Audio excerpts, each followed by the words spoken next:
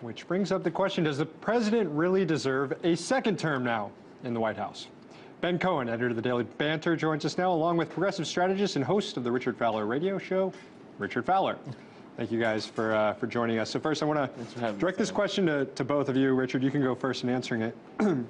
Democrats and a lot of progressives have tried to justify a second term for President Obama by saying he's going to be a lot more progressive in his second term. He's really going to do something about the Bush tax cuts. He's going to make Obamacare a lot better. He's going to do all this stuff. You might disagree with my premise, and you might say he has done a lot of great things in the first term. What evidence is there to suggest he will be that real progressive candidate that a lot on the left want him to be in a second term? Is there any at all? Well, I think you can look at the tea leaves here. First, you can see where the president started from and where he's been for the past couple of months. And what we've seen from the president in the past couple of months is a president that realizes that he has a Congress in Washington that's not willing to work with him whatsoever. And I think going into this next 4 years, as you notice, and more likely than not, a Democratic president becomes more liberal in their second term. And I think we'll see that from Obama. He's promised to bring immigration reform down to the table. He's also promised to deal with the fiscal cliff, or the whatever you would like, whatever the terminology is for it now. He's also promised to make sure that he puts hire 100,000 more teachers, which are going to require more government investment, which I think is exactly what progressives want to see. But now, Ben, I do want to ask you this question. I'm just going to go ahead and jump in here. So what is it that we're seeing right now? What we're seeing is a nation that is more divided than ever.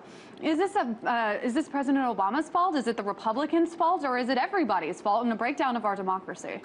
I think you've got to put the blame squarely on the Republicans for this. I mean, you have a president who's really governed from the centre, or tried to govern from the centre, and he's been blocked at pretty much every single attempt. Everything he's tried to do, the right has tried to stop him.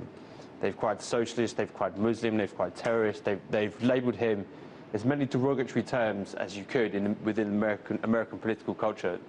They've labelled him with it. So how this is his fault, I don't understand. But isn't it partly his fault in the sense that, there's Harry Truman in 1948 when he's running against the Do-Nothing Congress, and he has that famous speech at the DNC, and he's just calling out the Republican Congress, everything they've obstructed, everything they've done, and he's really angry about it, and it fires up the people. And in that election, that Congress got swept out of power, and Republicans didn't hold Congress again for another 50 years. Did President Obama fight enough in those first 4 years to deserve a second term, really? I think you have to look at who he is. It's a completely different time. Also, this is a black man in the White House who has carefully navigated his way into power by dealing with a country that's still essentially, it's quite a racist country. I mean, it's much more progressive than most other industrialized nations. But it's much more progressive than other industrialized nations. I mean, Britain's a pretty racist country too. Yep. So he's got there by not being confrontational and not being angry. And the last thing that he should do is to get painted as the angry black guy. And I think that's why you've seen him be quite cautious.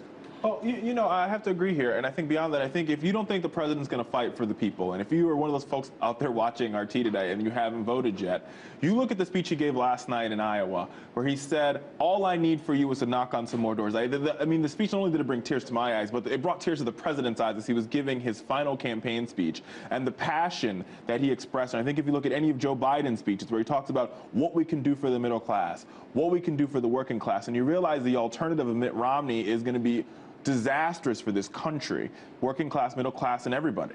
That you understand there's no reason as to why there's a choice in this election. It's Obama all the way. And Richard, let me stop you right there and ask you, because we saw that speech last night, and yes, it brought tears to your eyes, but for most of this campaign, he hasn't been there. The first debate, for instance, is a very good example of that.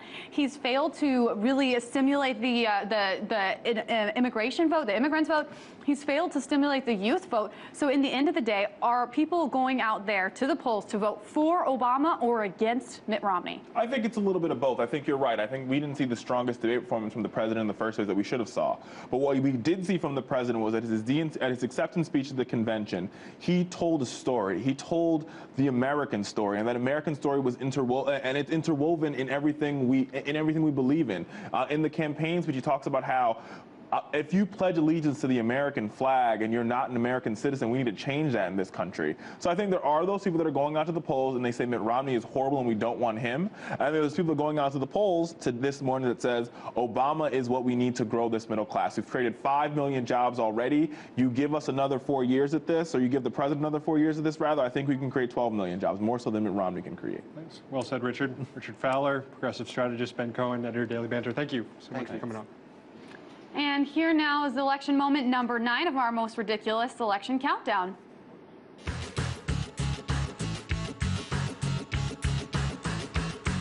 I'm ready for the gotcha questions, and they are already starting to come. And when they ask me who's the president of you, Becky, Stan, I'm going to say, you know, I don't know. Do you know? And then I'm going to say, how's that going to create one job?